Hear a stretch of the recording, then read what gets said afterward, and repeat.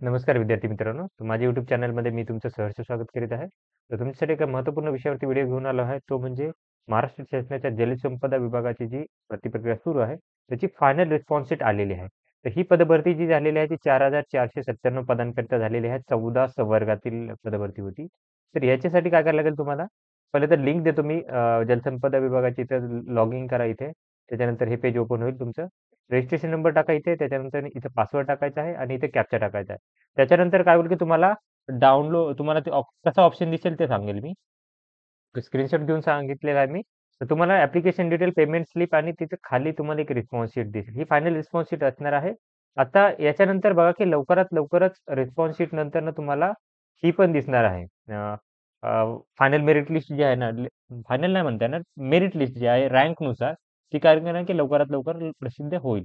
आता ही जी merit list असणार आहे ती नॉर्मलायझेशन नंतरची असणार आहे. लक्षात घ्या, नॉर्मलायझेशन करून ही असणार आहे, मेरिट लिस्ट असणार आहे. ठीक आहे. तर ही माहिती होती. तर अशाच इम्पोर्टंट अपडेटसाठी माझ्या चॅनलला सबस्क्राईब करा, व्हिडिओ लाईक करा आणि इन्फॉर्मेशन मित्रांसोबत शेअर करा. धन्यवाद.